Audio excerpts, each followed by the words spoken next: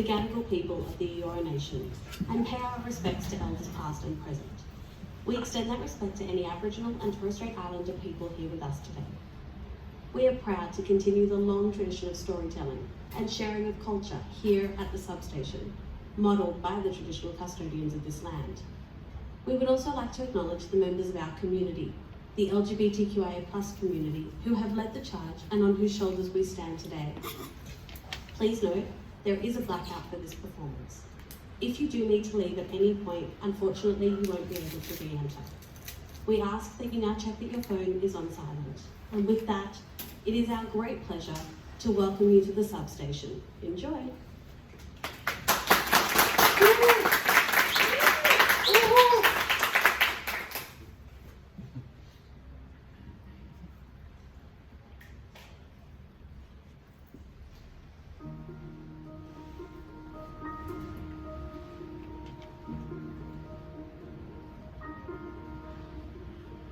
Played this dive in the village, New York 1990s, somewhere on the edge.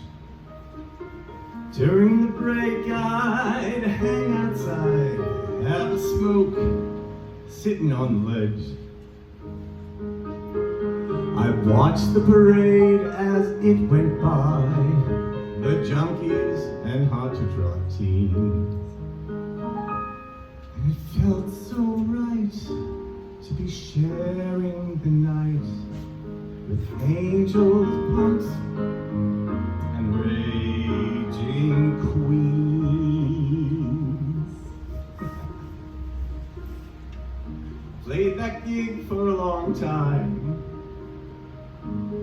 Got to know some folks. I'd give them change or take their cards, hear their schemes, listen to their jokes. Sometimes they'd stop and hear my song en route to their fabulous scenes. And I still get laughs from old photographs of angels, punks, and raging queens. Oh, I loved that time in the village, though I still don't know what it means. Matrons and whores, intellectual bores, sweet angels, punks, and raging queens.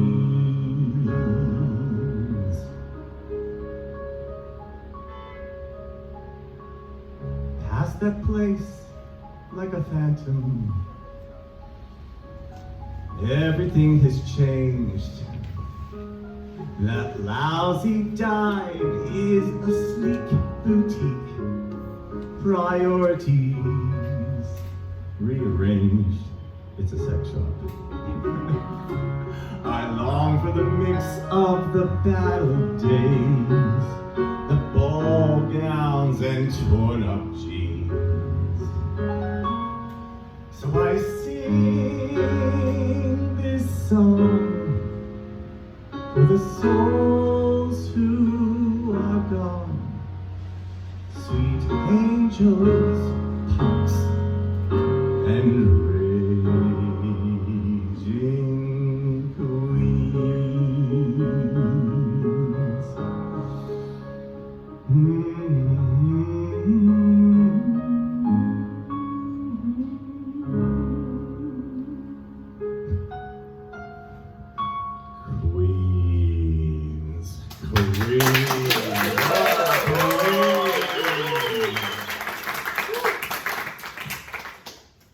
queens I've known.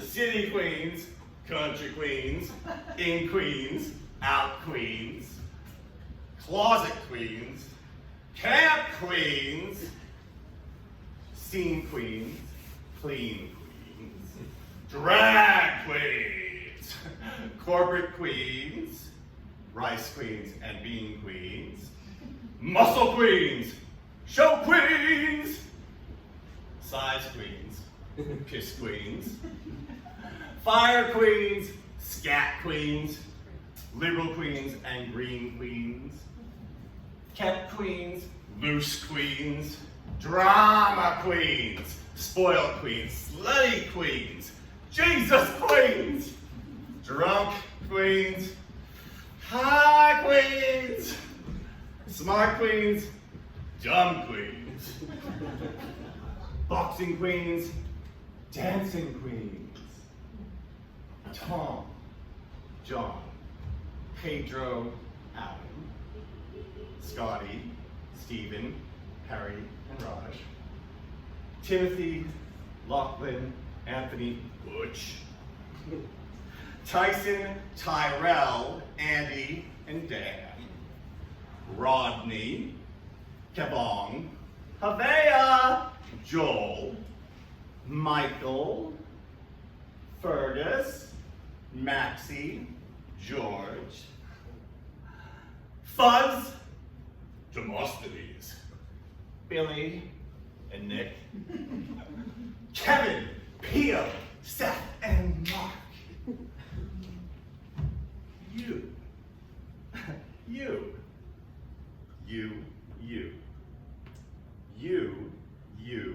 him, her. They, them, y'all, yous. Him, her, not again, her. This bitch, that one, her, and them. Her, not her.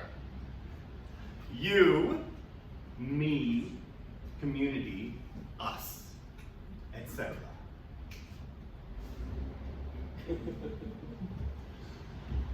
Last year, I went to a theater conference, and we were asked to co-design the future of Australian theater. And that is where I met Carly from Utopia, who's here tonight. And that's why give her a clap. And that's why I'm in this space and doing this show. And in fact, what I just performed for you is something that I constructed at the theater conference, because there were no KPIs and there were no results. And I was really frustrated to be spending 4 days co-designing the future and not coming up with any results, because we were having these crazy conversations. So all these young change makers had all these amazing ideas. They wanted to deconstruct the arts, decolonize the system, be radical, challenge the status quo. And I felt a little bit like my voice wasn't being heard. But then I started to notice that some of the people that were the most vocal were the most disenfranchised as well. There were often women, there were often people of color, there were often non-binary and sometimes queer without defining how. And this was a generation that loves their labels, BIPOC, CALD, Demi, Poly, etc. And they're also online activists. So if it's your birthday, you go on Facebook, please donate to this cause. And they're also a generation that really wants to have accountability and they want to be responsible for themselves. And I felt like my white privilege was starting to show because I really missed that spark. And I wished to get it back. But you see, I'm old and I'm a little bit tired. A middle-aged, cisgendered white man. I used to live in Sydney. I moved overseas, moved back, moved out to the country. I live in Blackall, which is near Longreach. I'm American. I have Polish, German, and English background, and a little bit of Italian. And I'm Australian, mate, since 2007.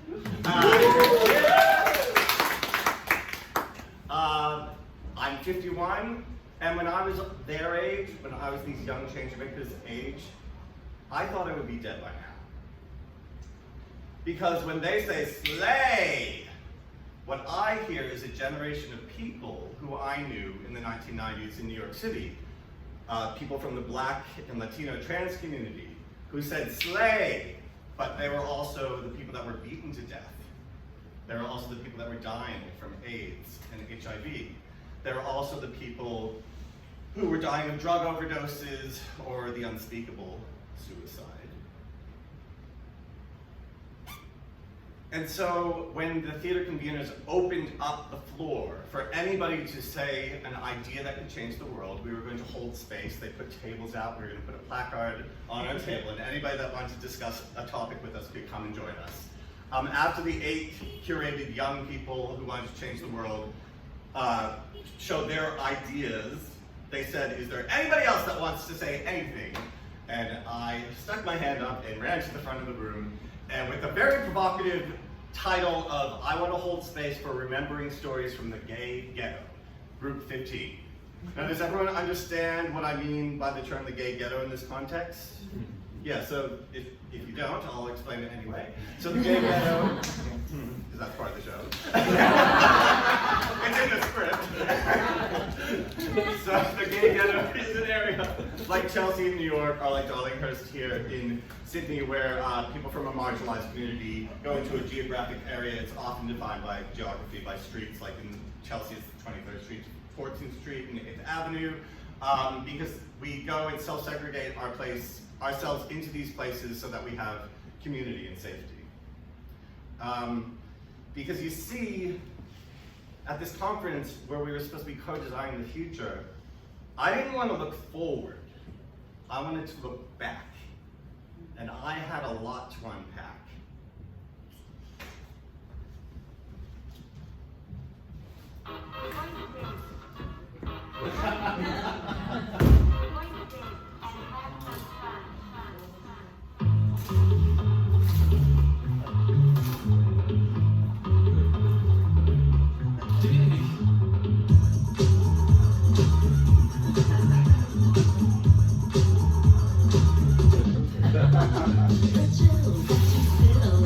In the early, middle 90s in New York, I had a really good friend named Carvin.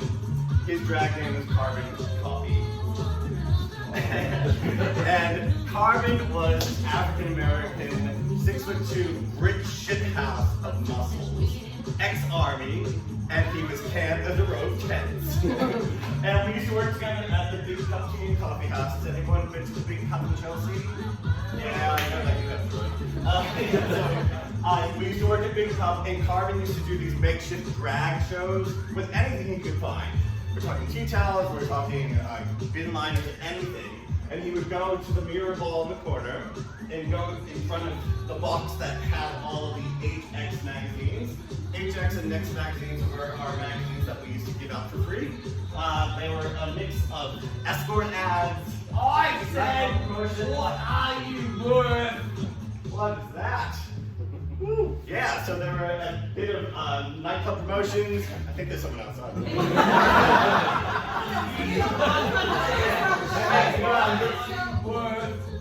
Hey, I'm doing the show, so if you could get it down, please, thank you. And there were also essays about like contemporary Manhattan life. That's a truly a little bit. So let's see This is gonna be a fun show. See, this is what happens. Yeah, Fantastic. So anyway, yeah, so Carvin used to do these like. I'm just gonna pause for 1 minute. Yeah. Welcome back to Carvin. Talk amongst yourselves, everyone. Do it just I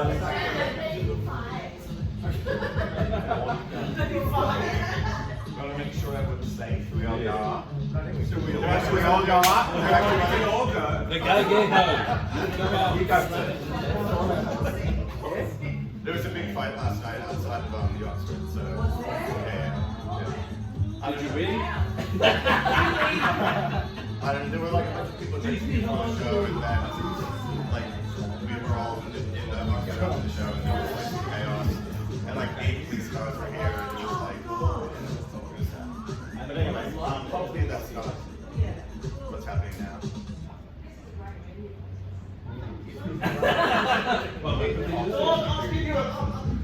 The first time I did drag. I'm going to talk about that later. UYBNB, which is a documentary that my family was in about same-sex parenting couples that were raising kids. This is Joe and me at a Gunpit Beach, which is in Maine, which is a gay beach. I'm going to talk about that. Apparently I was 25 when this was taken. This was taken by a friend of mine who's a stripper who's also a photographer. Beautiful. Eric Keegan at the Darlinghurst Theatre Company doing Hello Again. This is my husband here. You can probably tell by his ear. He's got sticky out here. So I was talking about Carbon and the HSX magazines. And so Carbon eventually moved in with us in our walk-up flat in Brooklyn. He moved into the room that had been occupied by the southern white trash guy who used to sit on the floor and eat mac and cheese out of a saucepan. And then after he moved out, we moved into Theater Booker, who booked A Chorus Line, which is a show that I did in 97, 98. Yes, but unfortunately he had a drug problem and threw himself off the balcony of the Midtown building that he worked in. And Carbon moved into that room that had a legacy of people before him. And he moved in with one box of all of his worldly possessions. We used to call each other gypsies back then, moving from place to place to place. And I was very, very happy. Because Carbon and I weren't lovers, but I loved Carbon. And we used to go everywhere together. We used to go dancing at Nell's, you know little Nell from Rocky Horror Roasted Club Road. She had a club on 14th Street on the edge of the gay ghetto. We used to go rollerblading across the Brooklyn Bridge. And one time he took me to the gym, I think it was at Equinox, and worked me out so hard that at the end of the workout I was doing crunches, and I tried to get up off the ground and my arms were spaghetti, and I literally had to crawl into the change room and then went home and slept for about 3 days. And he came into the room and said, girl, did I work you out too hard? And I was like, and we laughed and he fell onto the bed and maybe we cuddled on his 2 notes. But we weren't boyfriends, we were just friends. And then one day I went to work at the Big Cup Tea and Coffee House. I opened the shop at 5:30 in the morning and the owner was there, Cliff Bradshaw, which was very unusual for Cliff to be there at 5:30 unless he had been partying the night before. And I said, Cliff, what's up? And he said, have you seen Carbon? And I said, well, not since he went out last night to go clubbing. And Cliff said, because he has stolen $12,000 and has skipped town. We turned down the music a little bit because he could pay that out. So what happened was that, I don't know what happened, because it was the 1990s and we didn't have mobile phones. The only people that had mobiles were prostitutes and drug dealers. We didn't have social media. He wasn't on Hotmail. In fact, I don't think Hotmail even existed until 99 or something like that. So there was really no way of finding him. So I worked my shift and then went home. There was no note, checked the answer machine, nothing on the answer machine. Just no Carbon. He just literally, well maybe not literally, he figuratively fell off the edge of the world. And so I waited, because I thought like, he's gonna call me, he's gonna write me a letter. Nothing. So I went into his room and I opened up his box, and in the box were his birth certificate, his medical records, some high school wrestling trophies, condoms, cock rings, his passport. I didn't mention he was HIV positive, probably very alone. And I held on to the box for as long as I could, but we had to rent the room out. We were struggling young people. So eventually I had to take the box, put it on the side of the road to be collected to take to the dump, with everything that belonged to Carbon in it. And I mourned that loss like a death. And then about 5 years later, after I visited Sydney for the first time and met Peter, who's now my husband, I was back doing a dance industrial for Cinemax cable TV station. Now, a dance industrial is when they hire professional dancers, and we did this sort of summer screen thing. It was a little bit of beach blanket bingo sort of thing after we did promotions and before we showed movies on a big screen. And we would put the screen out in all these capital cities in the States. For example, we showed Rocky in Philadelphia at the base of the steps that he runs up in the movie. We showed Ace Ventura, Pet Detective in Miami Beach. And of course, we showed Top Gun in New Orleans, because America, fuck yeah. If you watch the new Top Gun, count the number of American flags. It's incredible. And so after the New Orleans gig, I went out to the French Quarter because I wanted to get my gay on. And I went into a club called Oz, because it was over the rainbow, and cruised the place, walked around, had a bit of a look, and walked upstairs, and who was there behind the bar? But Carmen. My Carmen. The love of my life. And so I walked up and ordered a drink. He went, "Oh, hey girl, how you doing?" As if nothing had ever happened. And I said, "I'm pretty good. It's great to see you." He said, "Can you stay till 1 a.m. when I finish?" And I said, "Yes, of course I can." And we went on a 3-day bender. And we drank with strippers and snorted coke off of whatever we could. We went to naked dance parties and then drank and drank and drank until we vomited in the shower and then came back and drank and danced some more, and we fucked. We fucked like rabbits. Because the thing is that Carmen and I both knew that we were living on borrowed time. This was never supposed to happen. This was a fevered dream that was never supposed to happen. And so we loved each other, we held each other, and were intimate with each other. And at the end of the 3 days, we didn't even exchange phone numbers. We just said, "I think that's been great to see you, and we'll see what happens next." And he said, "See you next time. See you next time. See you next time." Cunt. So, ladies and gentlemen, I would like you to raise an imaginary glass, and we're going to say a toast to Carmen, and that toast, of course, is up your bum, no babies. So I will say up your bum, and you can say no babies. Here we go. Up your bum. No babies. One more time. Up your bum. No babies. This one is for Carmen. Hit it, Mr. DJ. Crank it up.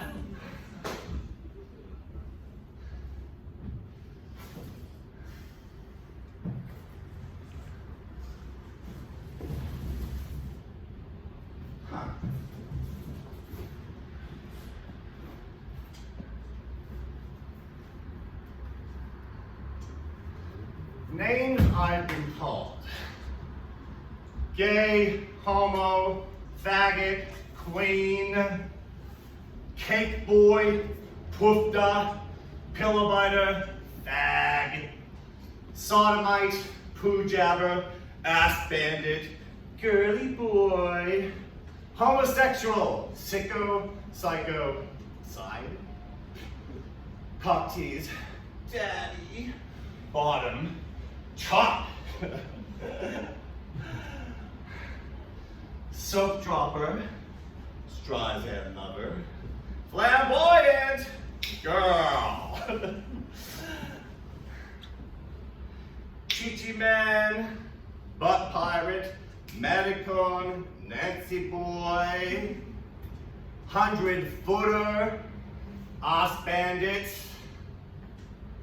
cocksucker, clone, unicorn, she-male, cottager, femme,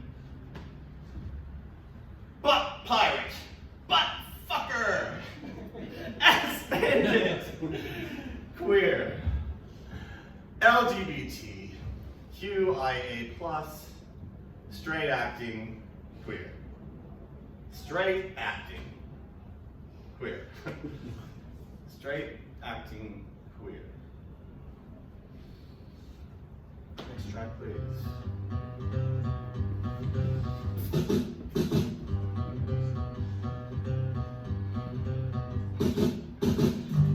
When I was 13 years old, I started high school at Gardner High School in Gardner, Massachusetts. It was 1986, and I had just gone through puberty. I was a little bit young for a freshman, most of them were 14. And I was just getting used to this new, weird, smelly, hairy, bumpy sort of body.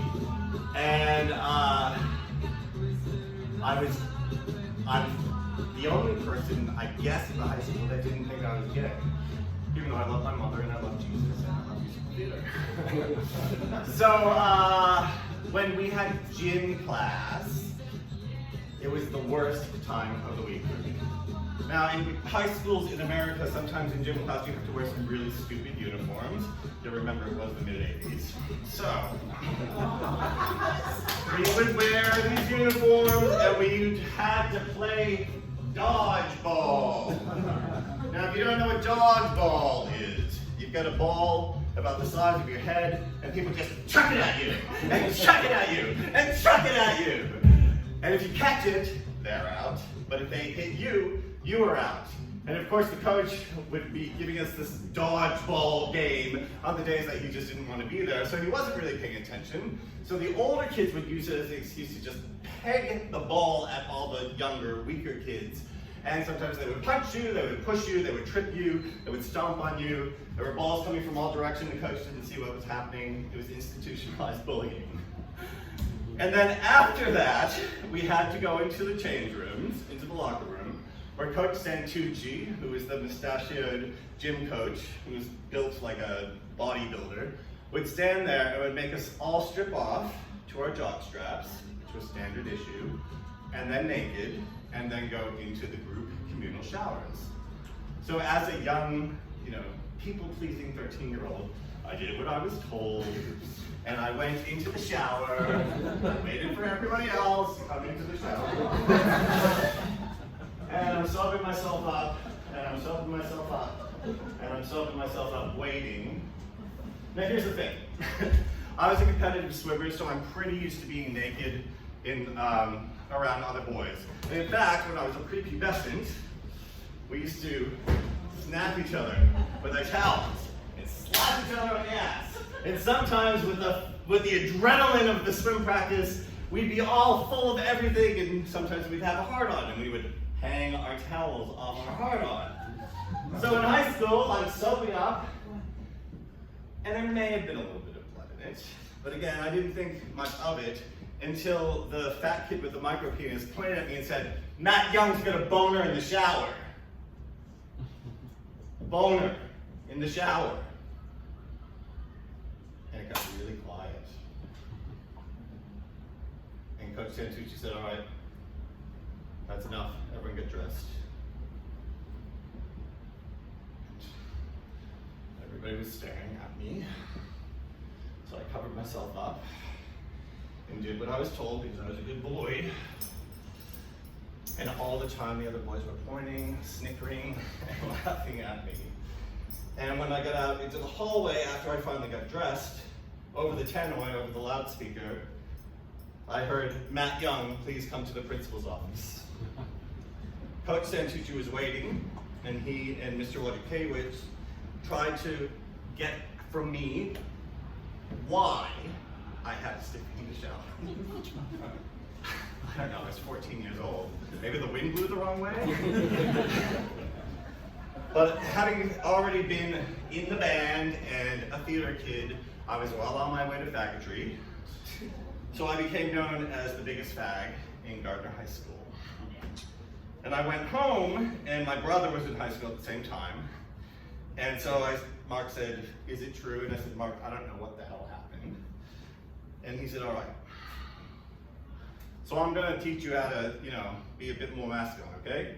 So I want you to stop flapping your hands around. We're gonna put a lower center of gravity to you. I want you to walk down the hallways looking straight ahead and not talking to anybody else. And you got to think about the voice as well. You need to change your voice." So I would go to school and I would do what I was told and try not to look at anybody. One of the senior girls, Bernadette, who was playing Aldonza in Man of La Mancha and I was playing Padre, came to my aid and started dating me. And she had a bit of a reputation, and so it eventually went away. But fuck, to be labeled a faggot when you're 14 years old and you don't even know what you are, it was not a good way to go through high school. And the only other gay person that I knew, especially a high school student, was that curly red-headed kid in the movie Fame. Do you remember the movie Fame? And he had to go to the psychologist because he was gay. And so I would go home at night and I would put on the record of Fame and I would pray to Saint Irene Cara to make me straight again. And I would cry. Come on, Irene, help me. Sometimes I wonder where I've been, who I am, do I fit in? Make believing is hard alone. Out here on my own. You're always proving who we are, always reaching for that shining star to shine me far and guide me home. Out here on my own. But when I'm down and feeling blue, I close my eyes so I can be with you. Oh baby, be strong for me. Baby belongs to me. Help me through. Help me need you. Until the morning sun appears, making light of all of our fears. I dry the tears that I've never shown. Out here on my own. 'Cause when I'm down and feeling blue, I close my eyes so I can be with you. Oh baby, be strong for me. Baby, belong to me. Help me through. Help me need you. Sometimes Sometimes I wonder where I've been, who I am, do I fit in? I may not win, but I can't be thrown out here on my own.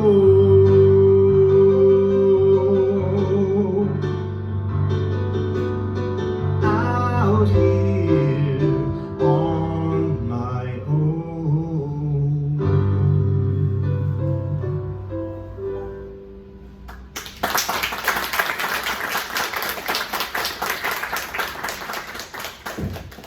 It did get better, although high school was still tough. But then I did get my dream. I didn't go to the famed performing arts high school, but I did go to New York University and study musical theater.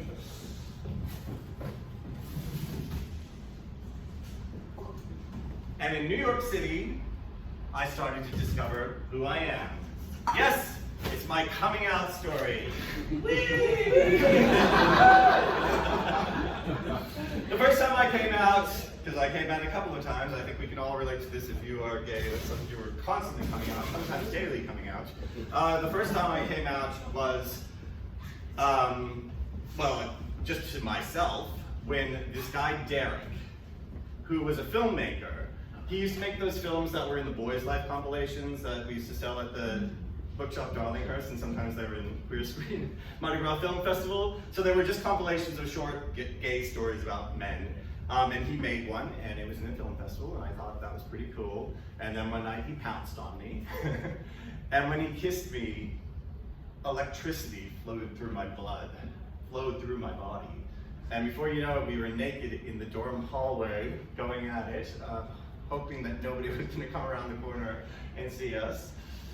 And then later that week, I lost my Terry to Derek, and then he dumped me a week later. But I kept his library card, his school library card, in my wallet for about a year.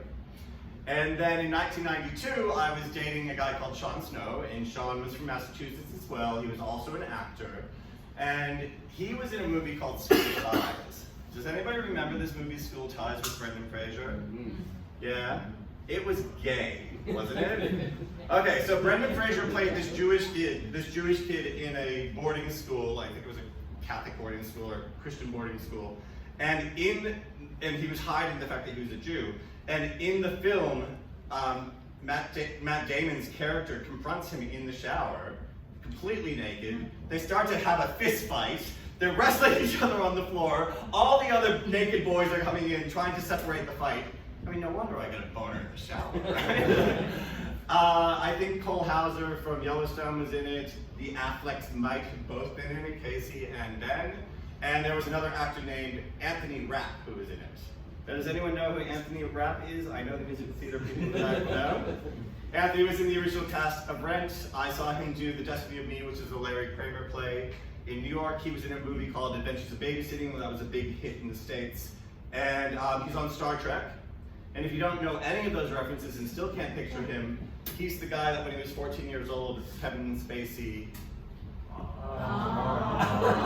laid down on top of him in his room. So that's Anthony. And Anthony was and still continues to be an activist. We all were big activists once I finally came out. We belong to ACT UP. We belong to Gay Men's Health Crisis. I once went to a workshop with Peter, actually, at Gay Men's Health Crisis called Mastering Your Ass, to learn how the best position to have anal sex. And so Anthony and Sean re-met at a funeral for Martin Teitel, who was a theater director who I knew who had died from AIDS. Anthony was dating a guy called Peter, and Peter and I had done a show together. He was a director and I was an actor, and so we became really good friends. It probably didn't hurt at all that we only lived about 2 blocks away from each other in Manhattan.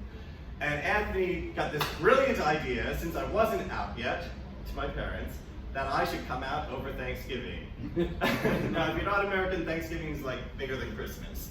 And so we took a vow, and I went home and picked probably the worst time to come out to my parents, which is about 15 minutes before my boyfriend was coming over, driving over from Newton to meet my parents for the first time. And I sat them down, and I said, Mom, Dad, I have something to tell you.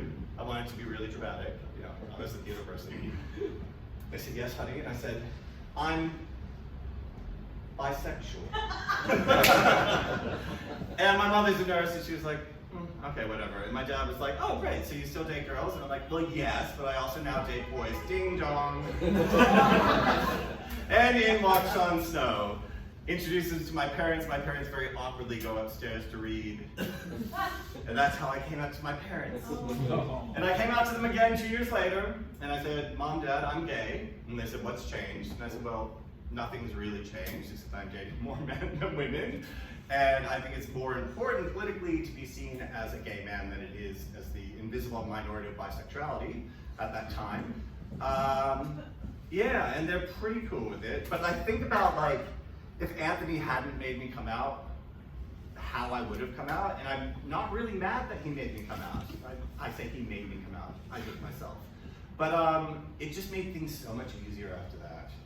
You know, I could be honest with my siblings. My parents have, you know, really embraced the community. My mother posts on her Facebook, like, she's been posting this on her Facebook for all of her friends in Gardner, Massachusetts. And I just think it's really important that we do come out when it's the right time, or even sometimes it's the wrong time, because we need to tell these stories to the next generation to make them feel safe. So that's my coming out story. Does anybody want to tell me how old you were when you came out? I was 18, and then again 20 to my parents. Anybody want to yell out how old you were when you came out? Anybody? 21. 34, 35? Anybody in their teens? 12? Okay, great. Anybody know from the second they were born? Yeah, exactly. That's what my husband says as well. Yeah. So, I mean, we all have different stories to tell about our coming out, don't we? Yeah.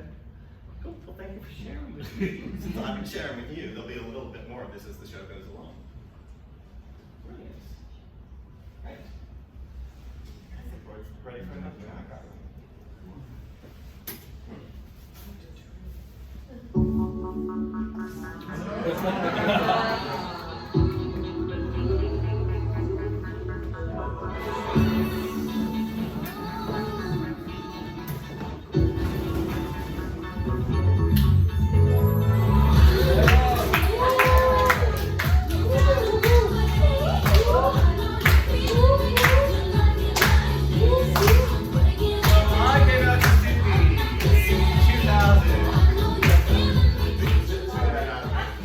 The first bar that I ever went to in Sydney was the Albury, and Barbara Bubble was there. Let's see what else is there. There was Berkeley Books and the Academy Twin. There's St. Vincent's, of course, the Rotunda, the Wall. I think that the Beecham had opened, the ball kid we used to go to all the time. There's an art store, the bookshop Darlinghurst, which has been a really important part of my life, and I'll tell you that in a second. There was a sex shop downstairs, there was Arc, there was a sauna around the corner, Flinders Hotel maybe, coming back this way. I don't know if the Beresford was the Beresford at that point, but the Barracks, Medical and Barracks, Kinsellus, the Oxford toilet block substation, Taxi Club, I forgot about that. Going down the street, the Stonewall Hotel, the Midnight Shift. I don't know if the Columbian was there in 2000. I can't remember. No. What was the Columbian before it was the Columbian? What was it? A bank. I thought Slide was the bank. There's a couple of banks. So the gays just take over all the banks. Is that what we do? All right. Cool. What else? Pink Peppercorn. Was the Q Bar at that time? Maybe? Patches? I don't think Patches is still around. DCM. Anything else that I'm forgetting? The Shift, yeah. If you haven't seen, there's some of the signs from this up here. I'm sure there was another sauna. Maybe. There was the KKK, right? The Kids Karate Club. How can I forget Palms? No qualms at Palms. Exactly. So I did work at the bookshop Darlinghurst. And we used to sell some really excellent things, including this magazine, DNA magazine, the Bible. This is Dan Slater, who was in the original cast of Mamma Mia here in Australia. He's a DJ now. Yeah, he's a, well, there he is. So I do want to thank the bookshop Darlinghurst because they've been so supportive of me during this show. I don't know why they hired me in the first place. I guess I must have had a good knowledge of American LGBTQIA+ titles, but they did, and it was a great way for me to enter the community. We started, when I first lived here, I lived with my friend Fergus, who's in the front row here. Then we moved to Potts Point, and then we moved to Redfern, and I just kept working at the bookshop Darlinghurst between 2002 to 2006. And there were some other magazines which were a little bit more risque than this, which we would put into brown paper bags, and then put into an express envelope, and mail it out to people all over Australia, and they still do that today at the bookshop.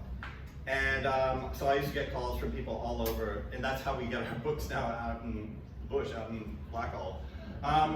But there was an author there who's also a playwright. I'm gonna just tell Zoe and Philip that his name is Phil, and it's not Phil Lowe, it's Phil S-C-O-T-T. And he had written some books that were at the bookshop Darlinghurst, and he confided in me. He came to see the show the other day, so he doesn't tell the story. He confided in me that he used to write erotica for an American magazine.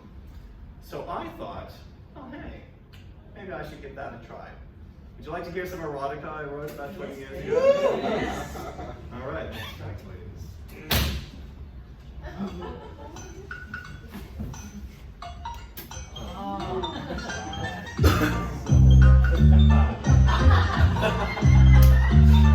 There's a big man. That's me. The chairs well. Oh wait, I need a chair. There are people with days and stories to tell. Open wide. Open wide? Come inside. It's preschool.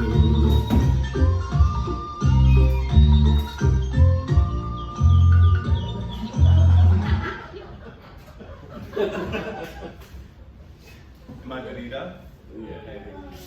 Last night, the person in the front row got very upset because I put the harness on the wrong way. So I don't know if I've done it correctly tonight, but he was like, we cannot continue the show until you look like a proper dom. So he came and helped me get the harness on. But I said, well, it's just a costume item. But there you go. All right, so this is what I wrote about 20 years ago. They caught eyes in the mirror of the city gym changing room. Bill was young, tall, with sandy brown hair, wearing a sleeveless top with a popular beer logo and jean shorts that showed off his glorious bubble butt.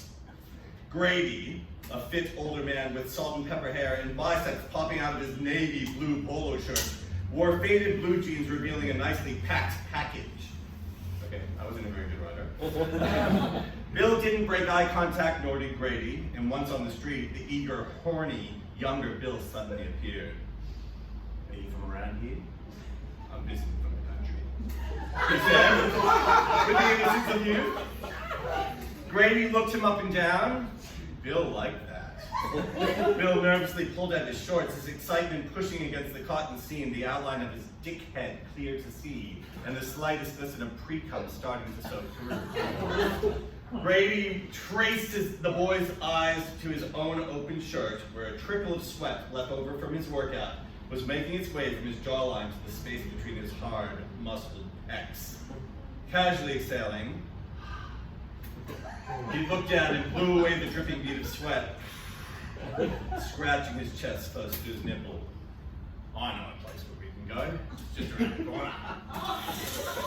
The men hurried to the destination, their breath shortening and deepening in anticipation of what was to come. Bill pulled out his long, uncut penis and started to stroke the shaft. Grady's cock tumbled easily out of his jeans, its girth and length continuing to grow. Getting good? Yeah. I'm winning. Well, now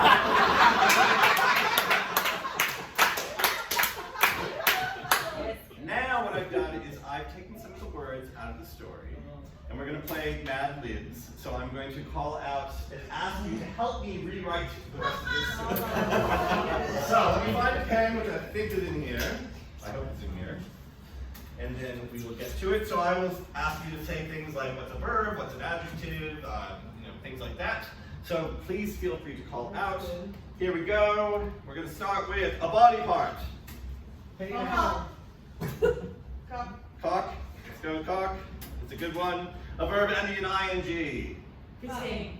Fisting. I don't all have to be sex related, but you know. I know the women. I understand. A body orifice. Ear. Ear. An adjective. Adjective. Extreme. Extreme. Great. An exclamation. Holy cow. Holy cow! Another adjective. Poo. No, that's not one. That's an adjective. Pooey. Pooey. Let's say pooey. I'm afraid of where that's going. But anyway, a body part, please. Another body part. Foreskin. Foreskin. Ooh, that's a good one. And a verb past tense. Dunked. Dunked. Philip Lowe. An adjective. Another adjective. Slimy. Slimy. All right. And a name of an acrobatic feat. Juggle. Juggle. Okay. And a piece of furniture. Chaise. Credenza. Chaise lounge. Chaise lounge. They're both good. I'm gonna go with chaise lounge. That's what I heard first. A body part. Elbow. Elbow. An internal organ. Pancreas. A verb. Another verb. Another action word. Fly. Great. A fairy tale duo. Oh. Hansel and Gretel. Okay, no worries. Something you yell when you're angry. Fuck. Fuck. A verb ending in ing. Fucking. A liquid. Juice. Piss. Juice. How about juicy piss? We can put both in. Juicy piss. And a body part. Knee. Knee. Knee. And one more verb. Squelch. Squelch. That's great. And a famous quote. To be or not to be? Okay, to be or not to be, that is the question. And finally, a superlative adjective, the bestestest. Glorious. Glorious? How about most glorious? All right, so to catch you up where we were, Bill pulled out his long penis and started to stroke the shaft. Grady's cock tumbled easily out of his jeans, its girth and length continuing to grow. I'll go back to my natural accent.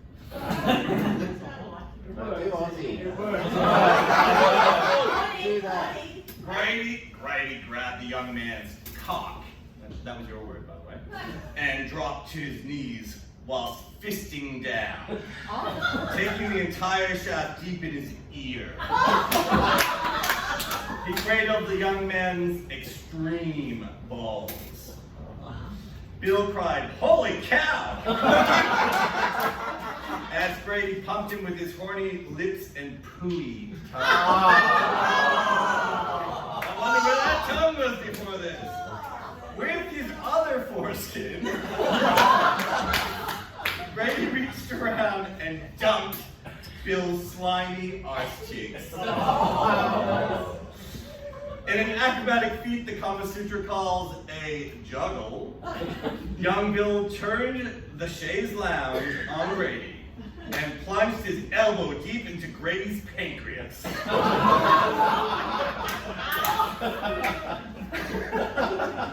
The lovers continued to fly like Hansel and Gretel until young Bill screamed, "Fuck!"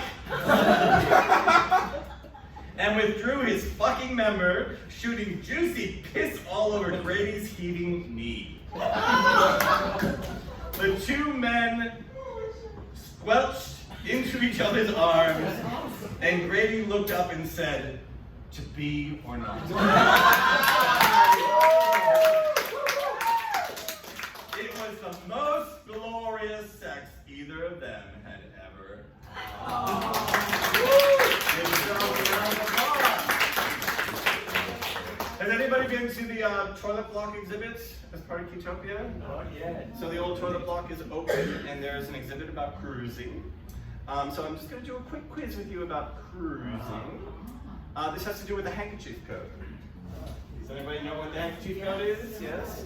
So the handkerchief code was one of many coded things that we used to do as gay people. I remember in high school, they used to say, if you had an earring, left is right, is wrong, meaning that if you were gay, you would pierce your right ear. There's also Polari, which is a sort of rhyming slang that I didn't used to use it because it was a generation before me. But yeah, so these handkerchiefs would sort of tell your prospective other what you were into while you were cruising. So everyone please stand up. You could play the game show music, that'd be awesome. If you think what I'm saying is true, put your hands on your head. If you think it's false, put your hands on your bottom. And then you'll sort of eliminate until there's one person left. Alright. A yellow hanky in the left back pocket means you like to be peed on. You like water sports. A yellow hanky in the left back pocket means you like to be peed on, you like water sports. If you think it's true, hands on your head. False, hands on your bottom. Everybody who has their hands on their head is wrong. Okay, we'll go another round. They are wrong because the left pocket means that you are the pisser, and the right pocket means you like to piss on. It's a trick question. Everyone, all right, get up again. Get up, yeah. A lavender hanky in the right back pocket means you are a drag queen. And I'm assuming that means you like to be fucked as a drag queen. I'm not really sure. So a lavender hanky in the right